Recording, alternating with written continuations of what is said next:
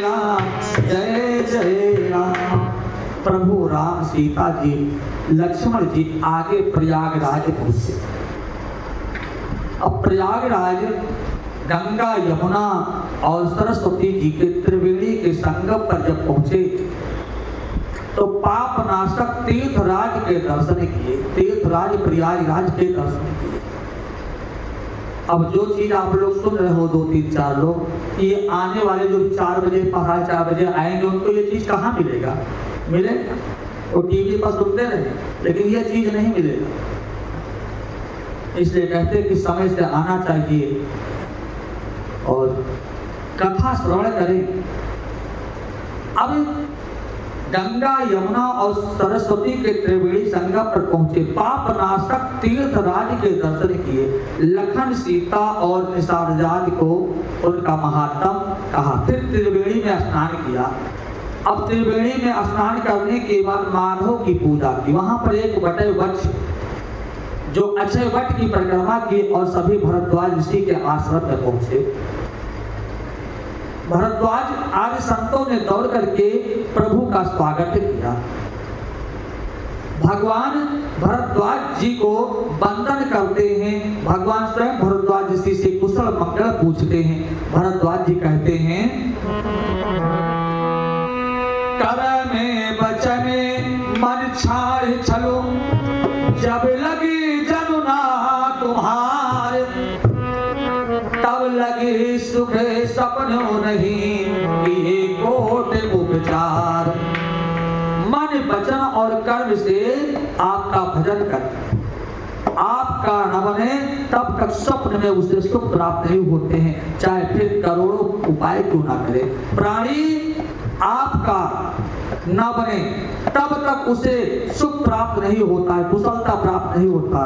भगवान राम की एक रात भरद्वाज जी के आश्रम में बीती। दूसरे दिन भगवान राम ने भरद्वाज जी से पूछा, प्रभु मुझे रास्ता बताओ, मुझे यहाँ कौन से मार्ग पर जाना है। रामचरित मानस में केवल भरद्वाज ऋषि से रास्ता भगवान ने पूछा। भरद्वाज मुने बसहि प्रयागा, तिनहि राम पदे अति अनुरागा।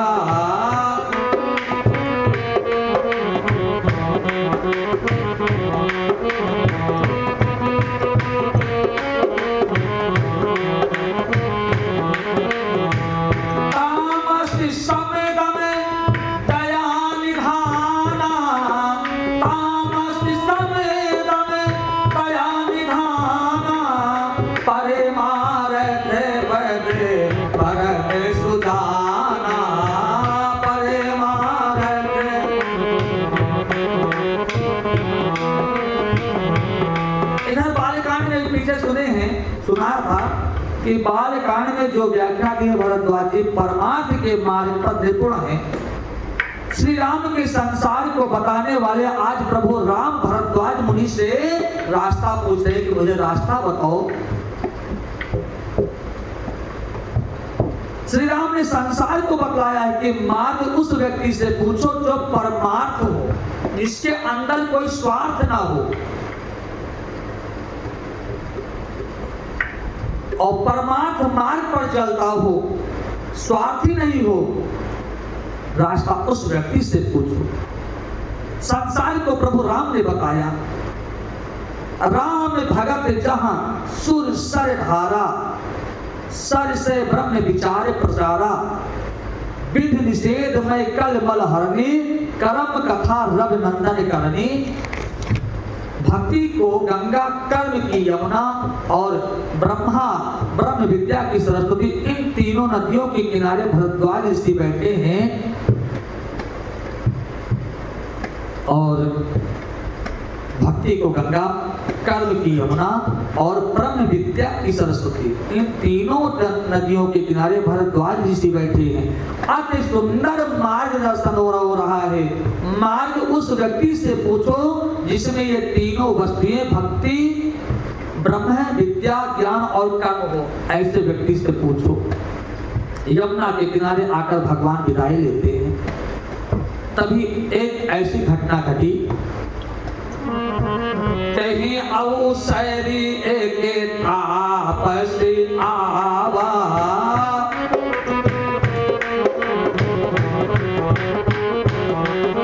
तेज पुंज लघु बयस सुहावा,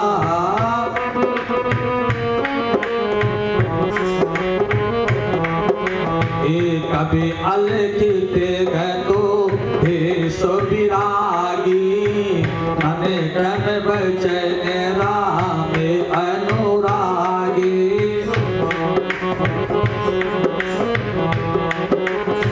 वहां एक तेजस्वी तपस्वी प्रभु को मिले। वह छोटी है, वो तपस्वी प्रभु का अनुरागी है, प्रभु का दास है। प्रभु राम को दंडवत प्रणाम किया, राम उन्हें उठाया और अपने हृदय से लगाया। सीता जी लक्ष्मण जी को प्रणाम किया, निषाद राज तपस्वी को प्रणाम किया। यह तपस्वी भगवान के रूप का मान कर रहा है। दूसरे प्रसंग कई चर्चाएं महात्माओं ने किया, संतों ने किया कि यह तपस्वी कौन था जो प्रभु से मिला। संतों का कोई कहता कि ब्रह्मा जी स्वयं आए थे मिलने के लिए। शिव जी कहते हैं, कई संत कहते हैं कि शिव जी आए थे मिलने के लिए प्रभु राम से। कुछ संतों का कहना है कि बजरंगबली महाराज गए थे वहां पर लघु रूप धर करके मिलने के लिए। और कुछ संतों का मत है कि गोस्वामी तुलसीदास जी भी प्रभु से मिलने के लिए गए थे। जो भी है, लेकिन शास्त्रों में अनुमोदन यह हुआ कि हनुमान जी महाराज स्वयं लघु रूप धारण करके और प्रभु के रूप को देखने के लिए वहां पर पहुंचे थे। तुलसीदास जी बैरागी भेष थे। यहाँ भगवान राम चित्रकूट अब वाल्मीकि जी के आश्रम में पहुंचे। आगे जो है प्रयागराज से वाल्मीकि जी के आश्रम में गए। अब भगवान राम से अनेक संत मिलने वहां पर आते। चित्रकूट में भगवान जो है, भगवान 12 वर्ष थे। अमरे नागे किन्नरे दिश पाला, चित्रकूटी आए ते काला। चित्रकूट महाराज पहुंचे राम, लक्ष्मण जनक नंदनी सीता। वहां पर निषाद राज सभी मिल करके प्रणकुटी बनाया और वहां पर भगवान राम 12 वर्ष व्यतीत किए, संतों की सेवा किया। 12 वर्ष भगवान राम ने व्यतीत किया। और वहां पर अनेक ऋषि मुनि भगवान राम से मिलने के लिए आते हैं। चित्रकूट धन्य हो गया। आज भी चित्रकूट आप लोग जाइए तो ये दर्शन मंदाकिनी नदी है, वहां पर भगवान राम जहां पर पर्णकुटी बनाकर रहते थे वो भी बहुत स्थान, बहुत दीप हम लोग गए हैं, दीप है। इधर प्रयागराज आप लोग जाते हैं, लेकिन अक्षय वट वृक्ष अभी भी वहां पर है। हाँ,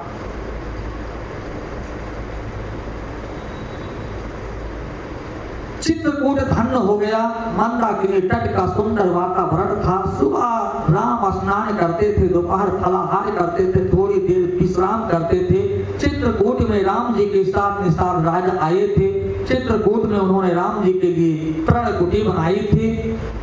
फिर गंगा के किनारे निषाद राज जब वापस आए तो सुमंत जी वहां बैठे रो रहे। सुमंत जी जब निषाद आए तो सुमंत जी वहां बैठे रो रहे। इधर सुमंत जी अब अयोध्या में प्रवेश कर रहे हैं। सुमंत जी का रथ राजद्वार पर पहुंचता है। सुमंत जी नीचे उतरे। अयोध्या की जनता सुमंत जी को घेर लिया और रोने लगे कि राम प्रभु आए, राम प्रभु आ गए। लक्ष्मण भैया आए, माता सीता आई। सुमंत जी के नेत्रों में आंसू गिरने लगे, रोने लगे सुमंत जी और कहा,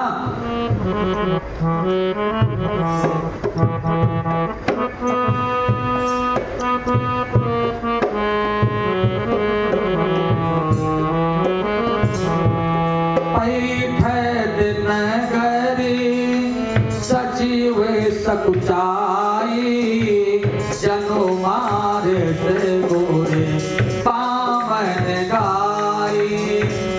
अवध प्रवेश कीन्ही अंधियारे, बैठी भवन रहते राखे दुआरे।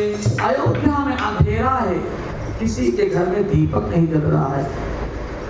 अयोध्या सन्नाटा छाया हुआ है, शमशान जैसा अयोध्या लग रहा है। मध्य रात्रि में सुमंत जी अयोध्या पहुंचते हैं। सुमंत जी को देखते ही सारे अवध के नर नारी सब घेर लिए। जब समाचार महाराज दशरथ ने सुना कि सुमंत आ गए हैं, तो कहा कि भूपे सुमंत लीन और ला